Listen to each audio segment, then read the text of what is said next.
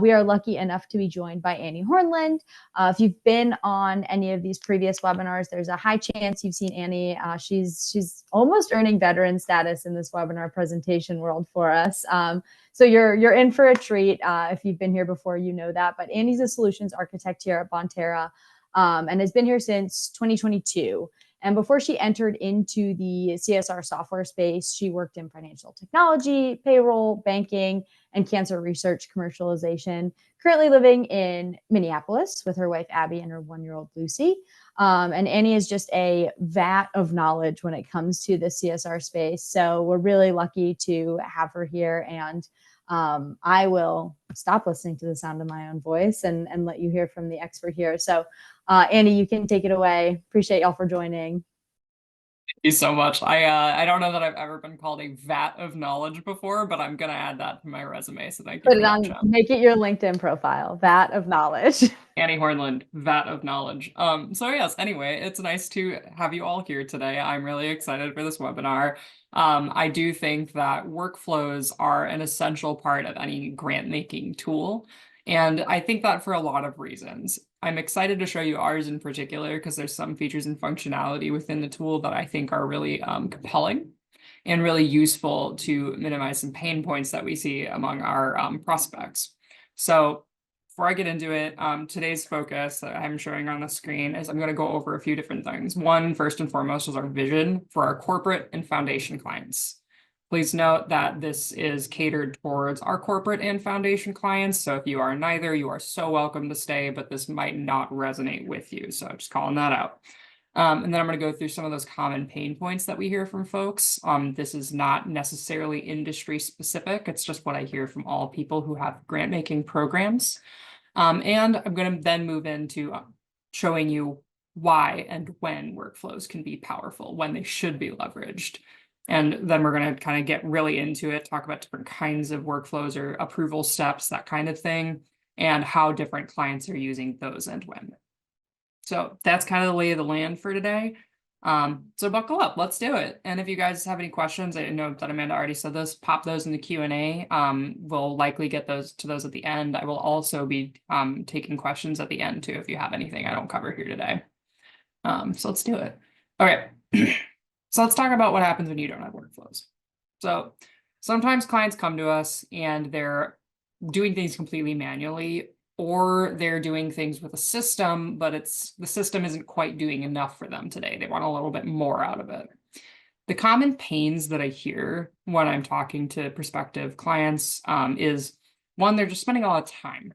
So when you're doing things manually, especially, it means that more than likely you've got some crazy home-cooked spreadsheet out there that you're using as some sort of a checklist live in time to manage. Like, you're getting in a grant application via email or sometimes even on paper, or maybe you do at least have a Microsoft Office form, but how you're getting it is a little bit rudimentary, a little more old school. And then once you get it, you then have to figure out what to do with it. And that's the first manual step we're seeing.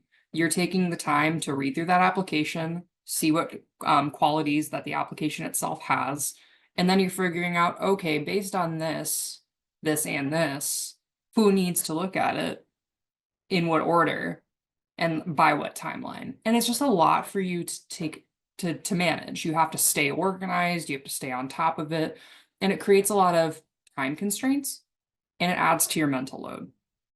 Not only that, it's not scalable, because oftentimes when we hear this, it's like a one, maybe a 2 or 3 person team who's doing all of this.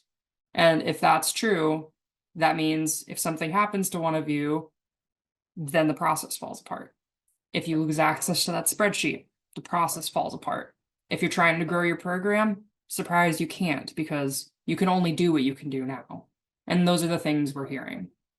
And then other things we hear that are very important, but I don't think people necessarily have at the forefront of their brain and think to bring up, is if you have something you're doing manually, we're all human. And as the saying goes, to err is human. So whenever you're doing something manually, you're introducing an opportunity for error. You might have great process documentation, but that still means you are moving the needle. If you miss something, if you have a day where the coffee hasn't quite hit yet, you might not do something in the correct order. You might send it to the wrong person. Or for like, it happens. We are, again, all human and we experience unconscious bias. So whether it's conscious or unconscious, there is bias that occurs in all of our brains. That's just how we're wired. And if you're managing things manually, that means you're always giving yourself the opportunity to introduce your own biases, whether you're thinking about it or not. So just something to consider. And then finally, I think this is kind of where the money is. I making jokes, really bad ones. But if you're doing things manually, it takes more time. So all of these things considered, if you're doing things manually, it's taking a long time. It can delay things. You're really relying on your own ability to do all of the activities, reaching out to people, reminding people, all of that. And altogether, if it's slowing things down, it means your time to approval line is growing, and that's affecting your ability to issue payments in a timely manner. This isn't always important, but it really can be. For example, we work with a lot of pharmaceutical clients. So grant making in the world we're in is commonly corporate social responsibility. It's charitable donations, it's event sponsorships, it's product donations. But our pharmaceutical friends who work with us also have what's called compassionate access programs, where they are giving access to life-saving drugs to people who otherwise wouldn't have access to get them. For them, workflow timing is absolutely critical because this can quite literally mean the difference between life or death. And so for them, having an efficient, smooth workflow process that is automated is hypercritical because it quite literally affects how many lives they can save. So just a thought. So it's not payment, it's medicine. But essentially, it's about what we're issuing to a person or group. So that's some pain points, just general. If you have other ones, I am so interested to hear. Please drop those in the chat. They're useful for us to know. And if you want me to, I could talk through those. Pausing, and also just like, just for me, if you have specific issues you want to talk through, I am a real life person and I am so happy to talk with you about those offline. If you want to have a meeting with Cyber Grants, that is all about you and what you are going through and how we can strategize and help you fix that, give us a shout. We will talk to you. We are so happy to do that. So here's why workflows are valuable. You get timeliness. You can do things smoothly, efficiently. You know exactly what's going to happen. You're not thinking about it anymore. You are removing the risk of bias, or you're mitigating risk and removing chances for bias. So it's all about mitigation. And then you're letting yourself scale. You're saying, I have this on lock. If I want to add a net new program, great. It's overall going to take me less time to manage that because I know the system is going to push it through for me in the appropriate steps that need to be handled. So what this is doing is it's basically allowing you to focus more on the high value tasks you want to give your time and attention to. So I'm going to pause. I kind of skipped over this a little bit. Bonterra's vision for our corporate and foundation clients is very in line with this. So Amanda did a great job at talking about like overall Bonterra, how we're this really cool network of social good softwares.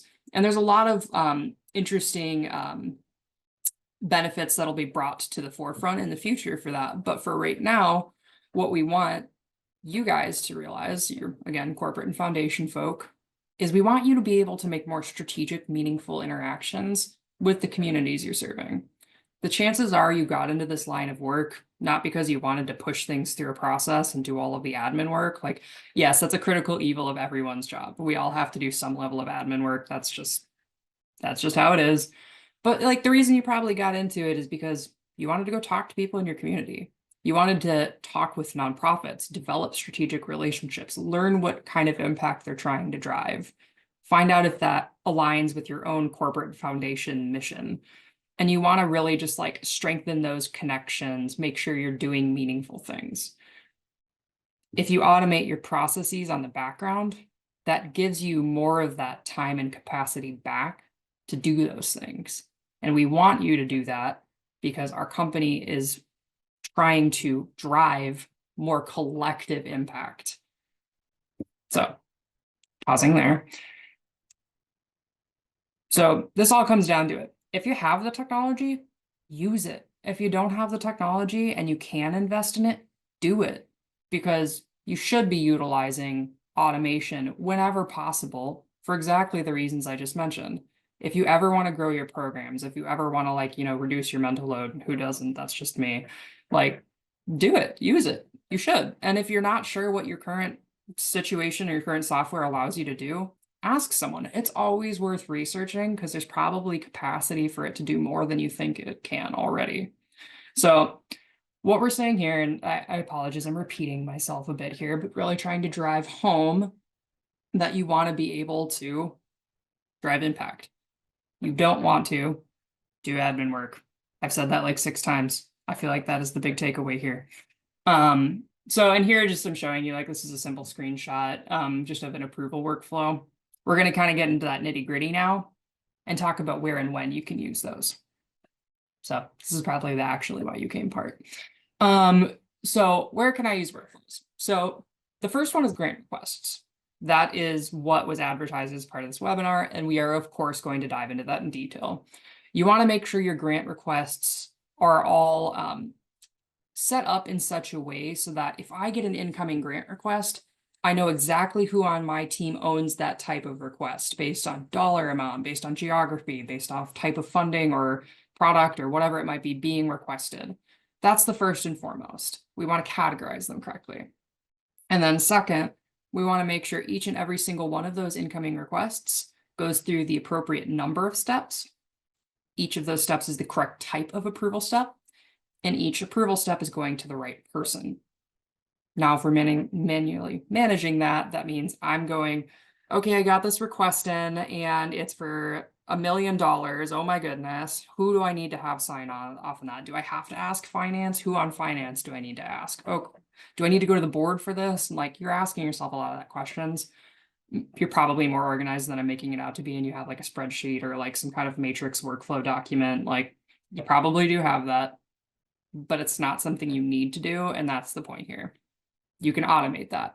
You can set it up so your system goes, yep, this is for $1 million. I know because of that, we need to add an extra step to the approval workflow because finance has to sign off on it to verify that budget is available for it, whatever that may be. Now, the second spot we can use workflows, and this is, I think, less obvious, impact reports. So if you're familiar with cyber grants already, an impact report is any way to collect data post-grant approval, usually. So it's essentially an additional data gathering vessel that you can send out automatically or manually to a grant recipient or even to someone on your team. So there's a lot of ways to use impact reports. Honestly, that could probably be its own webinar. I digress. So with those, you're collecting data, and some common use cases for those are going to be like budget reconciliation is a big one, or change of scope if something major has changed about the project timeline, or if it's an event, we need to know if there's a date change or a venue change or a speaker change, that kind of thing. If you're collecting outcomes data, that's huge. Milestone data can be big as well. So like if you have multi-year funding agreements that are more strategic in nature, you might want to get milestone reports that payments hinge upon. So this is a lot of detail. There's a lot to talk about with impact reports. I know that's not why we're here today, so pausing. With impact reports, that's all great. We love that we can collect that data. Amazing. Okay, what happens when we get it? Sometimes we need to make sure someone approves it. And that's just simple stakes name of the game. So like especially budget reconciliations, the changes in program logic or anything like that, you probably need someone on your team to go, yep, that's still okay. Yep, we're still okay to fund this, that sort of thing. And you can actually have approval workflows for those as well. So lesser known, very important, especially again, as you're scaling or if you have more complex programs. The next two aren't related to what this webinar was advertised for, but I do just want to plug it really quick. So this webinar was mostly focused on grant making, right?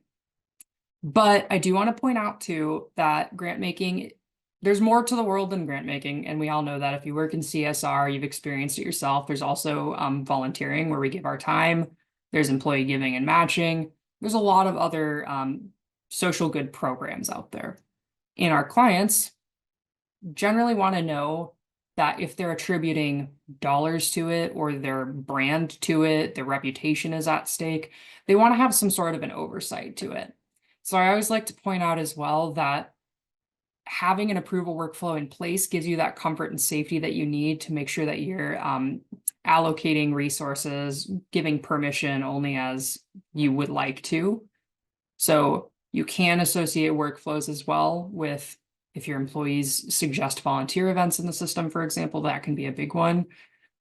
Just really depends on your organization. And I'd say a very critical one is there's a lot of great organizations out there who run match programs. Match programs are so lovely. I'm a huge fan of them, but it means you're sending out company or foundation money against employee donations, right? So you have a lot of checks and balances there. You got to make sure, did this employee actually donate? Did they donate when they said they donated? Do they have any proof of that? And you probably want to have some sort of approval oversight. So this allows you to automate that workflow associated with that to make sure the correct people are approving that. On that, wait. Kind of lost where I was going with the next part of that, but you get my point here. You can have workflows in a lot of different places when you need them to give you that comfort, safety, and scalability that you need. Oh, here's what I was going to say. We also, with workflows too, we can automate some of the decisioning that happens. So that's cool. So like, for example, for grant requests, some of our clients just go, hey, you request money, you get money. Is that common? Absolutely not. Does it happen? Yeah. And for those, we can do automatic approvals or automatic rejections. So that can be helpful too as a time savings measure to ensure that like, if someone's requesting $100, like, cool, rock on, you can have your $100, automatic approval. Or it's like, if you said in your grant request that you're requesting funding for a focus area we are not funding at this time, automatic rejection. So just a thought. So that's where you can use workflows. As you can see, a little overwhelming, lots of opportunities, but that's a good thing because it means that's a lot of opportunities where you can automate things and no longer worry about them. So with workflows, I'm going to just talk about grants for a second here because I think that's the easiest way to frame this, right? So workflows can be really linear. Sometimes they have one step. Sometimes they have two steps. This one is pretty simple. Application gets submitted. The application is routed to the correct owner based on whatever criteria, location, amount, type of grant. And then it goes through its initial screening where whoever is the, let's just say business lead on that can go, yeah, this aligns with us at this point in time, or maybe it isn't quite what we want to give funding to, and they make the initial pass through. Then perhaps it gets routed dynamically to the correct regional lead. So this is really popular with like global or organizations, even in just the US, that have just like a Northeast division, a Southeast division, like, sorry, that was Southwest. I don't know, my brain, forgive me, my hand gestures are not the most accurate. But you might need to do dynamic regional routing to make sure those regional approvers then get their eyes on it, especially if they have budget associated with it. And then finally, this one has a board sign off. So this is a 5-step approval workflow, but it's linear. It's always 5 steps. That regional one needs to go to different people depending on region, but it's pretty like boop. Or you can get stuff like this. And this is an anonymized real example that I have received from a customer of ours. And they sent over this thing and it's all, you can see right there. It's like, if this, then this, if not that, then this, if this and this, then that. And that's okay too. Your system should be able to handle that kind of thing. Some systems cannot. That is important to know what the constraints of your system are, what they can do for you, and what you might still need to do yourself. So I really love our system because it's really flexible. And yes, that is totally like a yay cyber grants thing, but like, that's not to say that other systems can't also do great things. So here with this one, we see that the number of approval steps can change.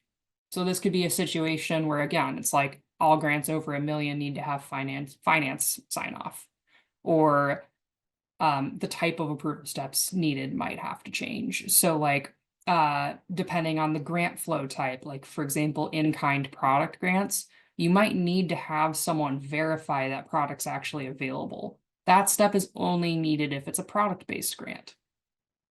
Or you might need to have someone from marketing confirm a grant if it's for a sponsorship. So the type of steps might change depending on the type of grant being submitted. So that's just a thought there.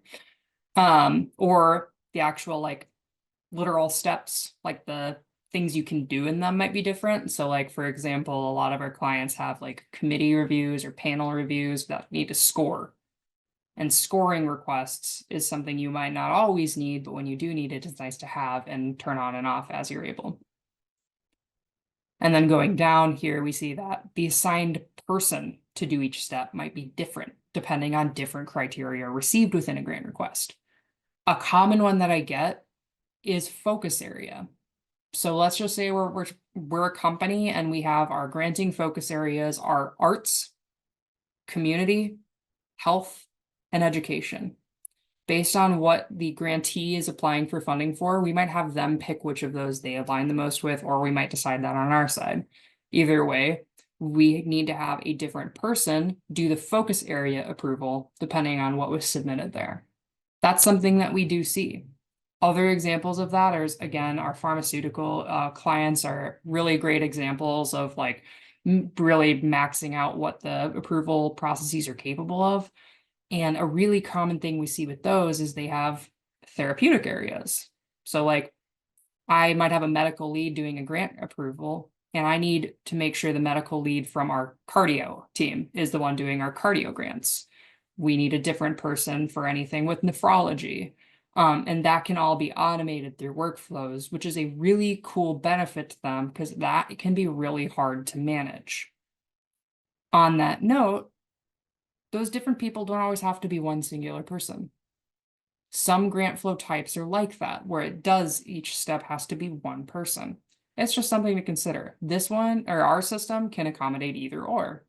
If step number 4 always needs to be done by Amanda, cool, fine, that can be how that works. But some of our clients like to have pools. So step 4 in this case could be done by Amanda, me, anyone else on my team who has the authority to do that approval step, and it's a first come, first serve. So different things to consider. There's a lot of flexibility, but the important is essentially what you do is you talk with someone like us to figure out, hey, what can the system do? What do I want it to do? Is there any gap or can it do all of those things? And then you work with someone like us to be like, okay, great. Well, we can set up any dynamic logic, certain numbers of steps. What are the criteria? And then again, you set it. And for the most part, assuming no big things change, you just kind of forget it. You let it roll. And that should be something that, if you can take advantage of that, you totally should, because again, that's one less thing you have to worry about. You can ensure that things are going consistently. It's what you want a system like this to do. I'd say that's a bare minimum requirement of a system, but I'm not the one buying these things, so that is up to you guys. And then finally, I already talked through automatic dispositioning, but that can be really valuable, especially for like, it's usually used more for like employee-based programs as opposed to true grants programs, but it can be utilized either way. And it's a really valuable thing if that's something that is allowable within your processes. So now we're going to talk through some of the examples that I brought up. I'm going to show you some stuff too, but I'm just going to talk through these really quick. So we talked about having different numbers of steps. So that's the one I keep bringing up where like, if it's over a certain dollar threshold, you need finance to sign off, but that can be used for different reasons too. Like if a lot of our clients, they will ask for, oh my gosh, non-discrimination policies in their grants. And most of our clients won't work with anyone who doesn't have one. That's not true of everyone, of course, but it might be that if they don't have a non-discrimination policy, you need to insert another approval step that has your own compliance or ethics committee review that organization. So that's an only one needed step. There's a lot of examples like that. I'd say the more common one is probably like the when does finance need to sign off? When do we need to do a board review? When do we need to have the CEO agree? That kind of thing. On that note, too, great example of you might have proxy steps. So your CEO probably doesn't have an admin license in the system and isn't actually reviewing these grant requests because he or she is quite busy, and that's totally cool. That's very normal. Same with the board. Perhaps whoever needs to do that step actually is not the most tech savvy, so we do have proxy ability as well. That can be really valuable. Another thing for us to hit on here is dynamic step assignment. Again, I think the most understandable way to describe that is it can go based on a lot of things, but the two things I've brought up already are regional. So this is really common when different regions have different budgets they can allocate. So you want like a regional lead to be the one that yay or nays something. This is really common for our clients that have site or branch based work. So like banks, manufacturing, warehousing, that sort of thing, where it's all like extremely like regional and location based. Dynamic step assignments make sure that the appropriate site, region, etc., gets notified, gets their opportunity to put in their 2 cents, yay or nay something, and that can be really valuable. Or dynamic step assignment can be used by like, again, I'm using our pharmaceutical clients as an example, but it's really illustrative. So like disease state, therapeutic area, those are things that might need different people to look at them based off of the answer that the applicant actually supplies in their application. And our system is cool because it'll read that application and go, cool, I know that this medical lead needs to look at it because it's cardiology. I know that this regional needs to look at it because it's from the Boston Metro, that sort of thing. So it's cool that that's one less thing you have to like think about. So you're not like reading through a grant and going like, okay, they're asking for education funding, so I need to know it needs to go to Sue. All right, and then it's in Nebraska, so I need to know it needs to go to Joe. Like, you don't have to do that. We don't want you to play like the mental Olympics in your head. Like, just go watch it on TV. It's way more fun. We don't want you doing that for your grants programs. So next, this is, I think, a misunderstanding too. Need for flexibility. Let's talk about that. I'd say the grand majority of our clients will set their approval criteria and workflows up in advance and forget it. But there's sometimes a need to like do something different. It doesn't happen very often. I'd say every so often we'll get someone be like, this is a really special case. We actually just want to do a one-step approval process. It's not part of our normal flow. That's fine. You can manually override things. There's different elements you can manually override. You can assign different people. You can opt out reviewers if you know there's a conflict of interest, for example. So there's a lot of flexibility within the system. And I think that can be really cool if you have worries about the rigidity of workflows. So that is something we do hear from people, generally from folks that are using a different system, not people that are doing it manually. But some systems are super rigid, where they don't allow for any element of flexibility. So it's just a consideration to make, because that can be valuable. It's kind of one of those things that you don't know how valuable it is until you're in a position where you need it and you don't have it. And then the other two things are examples we can talk about is impact report approvals. I went through that a bit earlier, but I think milestone payments is a really good example there, because if you have, we're seeing in the CSR, I don't want to say industry, but for lack of a better word, in CSR, we're seeing that long-term strategic relationships are driving, generally speaking, better results and more impact. So it's kind of a good for everyone scenario. And with those, you can do that a lot of different ways. Sometimes what our clients want to do is they want to set up a 3-year grant cycle and they just want to make payments twice a year. They want it under one request record because it's for a 3-year project. That's cool. Not all clients do that. There's different ways to do it. But with those, that could be a really cool place to introduce impact report approval workflows. Every half of a year, every 6 months, that nonprofit you're partnering with might need to send you, hey, we've used this much money. Here's attachments of all of my invoices. Or, hey, here are my results for the past 6 months. Whatever it might be, whatever your particular situation demands, you might want to have someone from your team review that and be like, yep, this all makes sense. Cool, you're good to receive the next series of payments. That's pretty common. There's other reasons to use those two that I went over earlier, but there's essentially like you don't want your system to fight you on what you need. You want your system to enable you. And that's really what I'm getting here. And the last one is you probably want to have an approval workflow for employee matches. It's really cool if you don't. And I love that honor trust-based system. That's great. But most of our clients like to be able to, at least spot check and have an approval process in place. So I'll pause mostly because I need to breathe and drink some water. Let's all gather ourselves, and then I will show you the tool.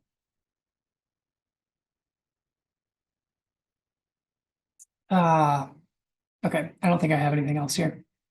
Yeah, that's my recap. You'll get sent that at the end. Okay, so we're going through some different examples here. So for anyone who hasn't seen cyber grants before, again, yes, the company is Bonterra. The software specifically is Bonterra Strategic Philanthropy Grantmaking, formerly known as cyber grants. Just to be clear with everyone, so we're all on the same page here. So when I'm looking at a grant request here, there's a couple of things I'm going to see in general that I just want to go through really quick. So like all of them are color coded based on approval. You can see the dollar amount. It does hyperlink out to an organization record. It'll tell you what you're funding. But what we're looking at today is this approval section. So we're down here in approvals. And with this one, I always want to point out that like approval workflows, they're set up before you even get here. The workflow has already been triggered. What you're going to do when you get a request is it's going to notify, in this case, me, I'm the owner, but it'll notify the owner, hey, there's a request. You should look at that. Make your initial determination. What it'll typically ask of you is to verify the amount. So for example, like this nonprofit would love to have $3 million. Your budget is $100,000. You can't pay a $3 million grant out, so it allows you to override that. And then once I set that amount, it'll shoot me into the appropriate workflow. That's the only thing that I have to do manually. And then from then on, it'll just make sure that the approval initiates in the order it's supposed to. So what I'm showing you right now is like just a basic simple approval workflow. So this one is, it's an initial determination. Do I like it? Don't I like it? This one in particular was what we call a soft approval. So I'll pause. There's different kinds of approval steps you can have. Sometimes you just want to know someone's opinion, but you don't want it to necessarily progress it or take it out of the running. So that's a soft. So like if I in this step said, I don't really care for this, and I gave it a thumbs down, it wouldn't take it out of the running. It would still send it to the panel for review. So that's just something to consider, that you can do those soft approval steps where needed, just to get people's feedback and opinions. It can be useful. And then in this next one here, this is a panel review. So lots of different ways to do these. I'd say most of the time our system, what we're doing is we're sending these panels out to multiple people to do the same step, and they're each scoring something. That's probably the most common thing we're seeing. So with this approval step 2, you might have approval step 2, 3, and 4 all be panel reviews going to different people. Those different people might be from a pool of 15 people, and those 3 steps are on a first come, first serve basis. Just an example, lots of flexibility in how you can set these up. This one in particular asked me to score things on a 1 to 10. You can set up your rubrics however you need to. The system will auto total these things. So that can be useful. Here's another example. This one, due to the dollar amount being requested, is asking for a proxy vote for the executive decision from the board. So in this one, yes, you can do approve, reject, recommend, do not recommend. You can always add comments. Like those are all really valuable, but what I really want you to see here is your approvals can be whatever you need them to be. So like in this one, it's asking me yes, no, pretty simple. And then it's asking me for the board meeting date. So I can actually input a date field. You might ask for other things. Like I've had clients that need to include attachments in these because they need a signature as a PDF from their CEO in this record to ensure that for audit purposes, everything's in line. That's fine too. And so they have these, and then I would click approve. You'll notice here that there's also opt out and return to reviewer. So this is examples of flexibility in a workflow. I could opt out of the step and say that I cannot do this because I have a conflict of interest. Maybe I'm on the board that reviewed this, or I was part of that meeting. Or I need to return this to the reviewer because, I'm not comfortable with this past step, which in this scenario is kind of a silly thing to say, but like you might have scenarios in which you need to actually just return it back to whatever the previous step was, and the system can flexibly allow for that. So that is just one simple example of a more linear workflow. This is a different one. I'm going to show you two different things on this. One, I have an approval timeline. So I can see a condensed view of all of the steps. And I can see here that this is the current step. These are the decisions on all of those steps. This one is undecided. The status is pending. I can pull up a list of the authorized people who can do the step. That's if I want to manually reach out and Slack, Yammer, Puddle, whatever, everyone, and be like, hey, still waiting on you. You don't have to do that though. The system emails people when it's their turn to do something. It sends them reminder emails. So the system should be the bully you need it to be when you need it to be. We don't want you doing that if you don't want to. Some of us can't even call the doctor to make our own doctor's appointments. I understand. You want the system to do it for you? Great opportunities. Yeah, Amanda, are you feeling too seen? Way too called out. I didn't need that. I'm sorry, I wasn't trying to comfort you today. It's okay. It's okay. Yeah. But I have to go off camera now. I'm embarrassed. Well, perhaps if you had a system that would call your doctor for, no, I'm kidding. Yeah, so this system should be used to like badger people in the way you want it to. So anyway, in this one, we have a longer approval workflow. The first one I showed you was 3 steps. This one is 6 steps. It can be 20 steps. Should it be 20 steps? You might want to ask yourself if it should be 20 steps. That's a lot, but it can be if you need it to be. Up to you. Going back to this approval, we're reviewing this workflow. You can see a lot of things have already been done. I can review these, pause. You can also set this up so people cannot see previous approval steps. That is something we get asked a lot. Again, when we're reflecting on bias, that can be a way to reduce bias. Going down here, though, I wanted to show you another example. So this is legal review. So there's usually like use cases for approval steps. Sometimes it's a legal and compliance review. You need someone who has that background from that department specifically to be involved because there's a transfer of funds occurring and they need to have oversight. And that's okay, that happens. So this one is asking some different kinds of questions. It's asking us to verify yes, no, if the organization is in compliance with our policies. Yes, no. Has any risk been identified? Yes, no. If yes, what is the level of risk? Here it's marked to be negligible. I could instead put NA. This one is actually a single select dropdown that asks me to write negligible, low, medium, or high. And then I can add comments about what that risk is. So that's another example of how you can use that. I'll pause. That can be helpful too. I know we're specifically talking about workflows and automations right now, but I do want to point out too that all of this is reportable. So I could pull a list of grants that I've all identified to be high risk that we approved anyway, and see if there's any commonalities. That kind of thing can be brought together as like a research item. We might bring that to our legal team, talk about how to reduce that. Maybe we might approve those in the future. That is kind of a tangent, but good to know. So going down here too, I have a finance review. This one is being utilized because there is a multi-year commitment happening. So in these cases, we need finance to come in and confirm whether or not we're able to align with that. You could ask them a lot of other things too. I personally am not in finance, so I don't know exactly what finance wants to know. But if your finance team says they need to have this sort of input on each grant, then you could build it out to make sure that's being measured consistently each and single time they need to be pulled in.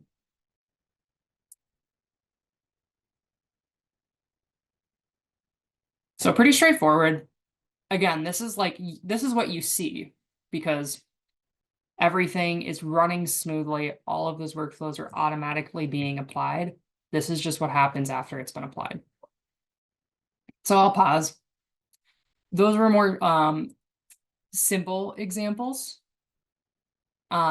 This one is an example of a pharmaceutical grant that has a regional step. You'll see here that I'll always tell you who performed the step. But this one is an example of what we call a dynamic assignment, right? So in Melissa's profile as an admin, we've actually associated her with a certain region. So every time a grant request in that goes under her region, she's the one that gets assigned to do the step. That could be true for a lot of different things. That's just, I think, usually the simplest use case. But again, lots of other focus areas, that kind of thing is another popular one. So a lot of different reasons for that, but we can dynamically assign different people to different steps as needed. Trying to see if there's another one. Oh, I wanted to point out this too. So this is an option as well. You can see here that I can add different reviewers to the pool of optional reviewers. I can remove them, or I can edit the pool of reviewers. Because I can replace with people that have the authority to do those steps. It won't give me just a dump list of everyone who has general approval authority. It's only people that have assigned the permission to do specific steps. So again, this is a whole lot of detail about the system, guys. It is okay if it's not all sinking in right now. If you want something that's more tailored to you, I'm just going to remind you again, please talk to us. We are so happy to work through those things with you. This is more generic for everyone, so if it's not resonating exactly for your use case, that is a really good reason to reach out to us for a personal one-on-one. Yeah, Annie, I actually, if folks are interested, I have a poll for folks if you do want to chat with us either one-on-one or in a group demo style, or however you might want to get in touch with us if this is resonating, or you say, you know what, I need something a little bit more in depth. I'll just leave that up. Folks can answer those out. You can continue on, but I feel like if the opportunity is there, I'll let people answer that in a poll. I will also flag this too. If you are a current Bonterra customer who's already using this tool in particular, just reach out to your account manager. They can help you figure out what the next best step is. Like if you want to talk to me or another solutions architect or something, figure out exactly what you want to talk about. That's cool. Just go hit them up, get their 2 cents on it, and we'll get you sorted. So I will keep carrying on while this is while you guys are making your votes. Sorry, going on here. This is another one. So I wanted to show you what we call a user-defined processes. So what I've talked about before is we have fixed and fixed dynamic processes. Technical term here. Fixed is like, it's always 3 steps. Those 3 steps are always going to the same people, bada boom, that's it. Fixed dynamic is more like when it needs to go to different people based on different criteria, it has a different number of steps based on different criteria. That's more like the dynamic nature of it. That doesn't always make sense, and sometimes we want to be able to define who gets assigned, what's going on. So this one, if I click on define, what it's doing is it's allowing me to define all of the steps I have the authority to define. So the next step is our regional review. So I'm not necessarily adjusting what steps are needed. I'm adjusting who does them. So over here, I can see that for the regional review, I want to manually assign one of these people. So I'm going to assign Lucas from North America. And then for our global review, it gives me a list of the eligible people, and I'm going to assign Mark. For step 3, the final decision, it gives me the list of eligible people, and I'm going to assign Sarah Burris. So there is some method of flexibility if you want to have more control in the moment, as opposed to letting the system read the criteria, decide who's eligible, that sort of thing. So there is that flexibility there as well. Let's see what else I have pulled up for us today. I already showed this, which is just the overall view. And then these are just kind of like nice to haves that I'm pointing out. It's not actually like, this isn't the in use, what we just looked at, like when I'm actually clicking approve and stuff. But for any folks that are setting up approval workflows, we do have something called an approval workflow visualizer, which is nice because it tells you, like, based on these criteria, this is the steps that will take place.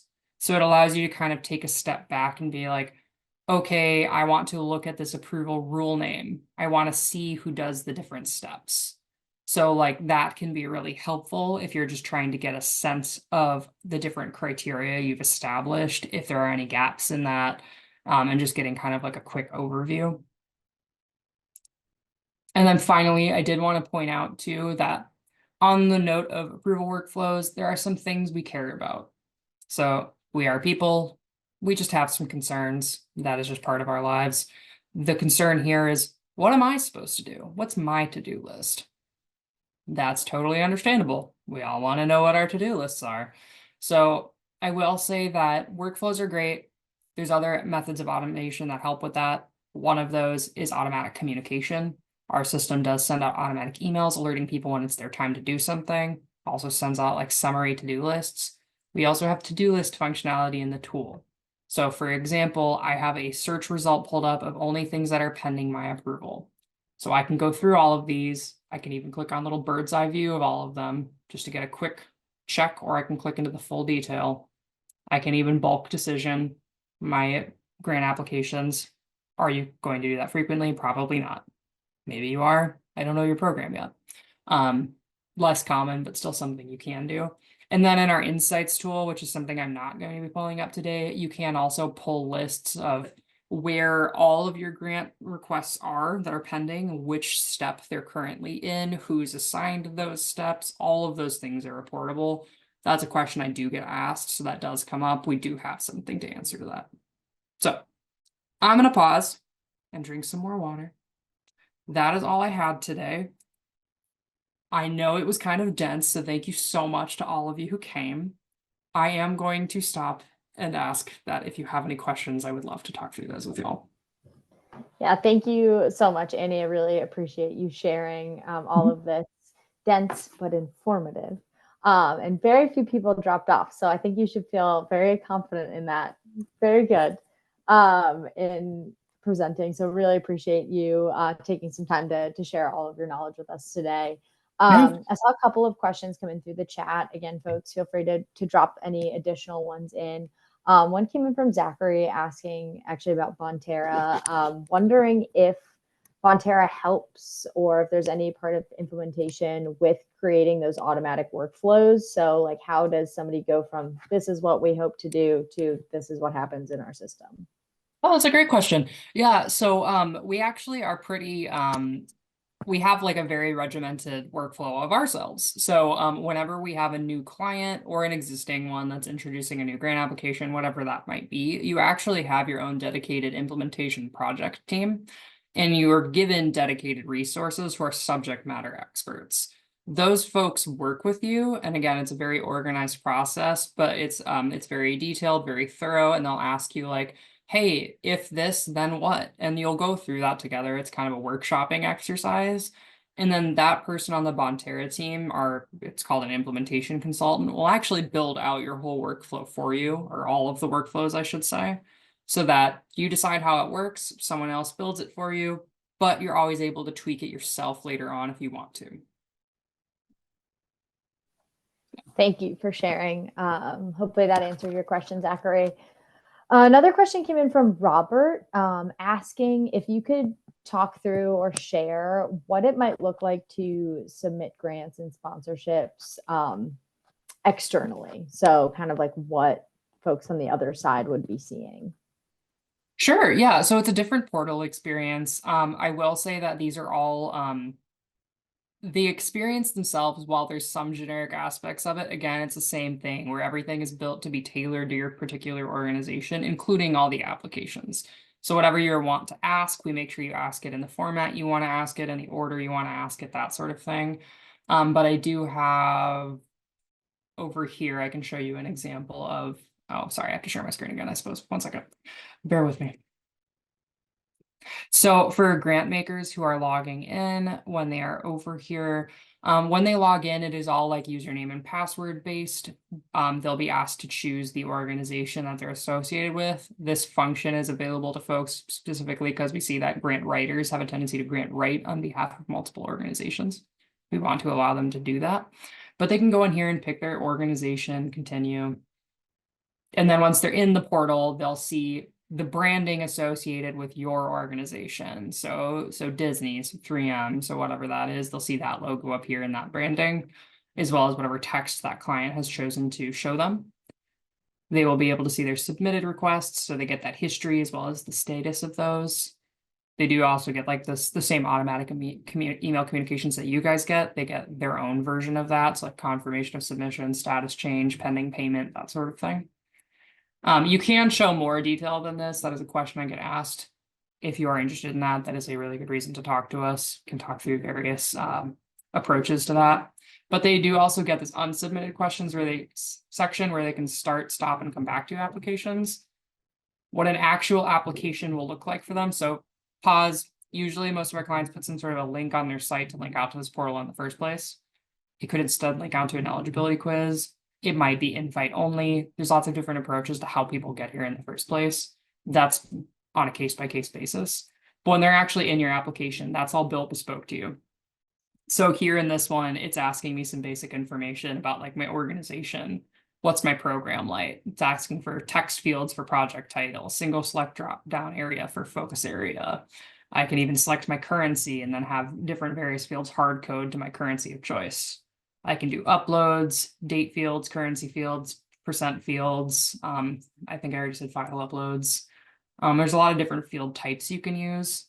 You can also utilize conditional logic in your application. So you can see here, I have no, nothing's there. If I hit yes, more questions pop up because I need those based on this yes answer. So that's a quick view. I'm so happy again if you would like to schedule time to actually get your own tailored demo. I'm so happy to give you something that's more tailored to you. But that's a general view of what that would look like for them. Awesome. Thank you, Annie. Robert, hope that helped. I don't see any other questions thus far that have popped into the chat or Q&A. We got a thumbs up from Robert though, so thank you. I'll give folks another minute here because sitting in silence is hard. I will plug our future webinars. We do these pretty regularly, so keep an eye out on your email for our upcoming webinars. We'll have some more later this month, next month. Honestly, I can't keep track of all of them, but we hope to see you there. Always love to see a strong attendance, participation, and really appreciate you all taking your time out of your very important, very busy days to spend it with us. So thank you so much for all of you who are here. Oh, Robert asked if we could flash the survey up for the demo again. Yes, I can. Give me 1 second. And Robert, I can make sure we get in touch with you as well. So I'll just relaunch that. Actually, it's going to cancel the old one. So let me do a fresh one. There you go. Bear with us. I put up a fresh poll for you so we didn't clear any of the old responses. So fill that one out. We'll leave that up for a moment. And Annie, just wanted to thank you again so much for your time and your expertise here. It was awesome having you present again. And I know we'll have you on for future ones. So folks, if you're coming to our next one and you liked chatting with Annie here, definitely schedule a follow-up with her or attend our next session. We really appreciate your participation, and I hope everybody has a great rest of their day.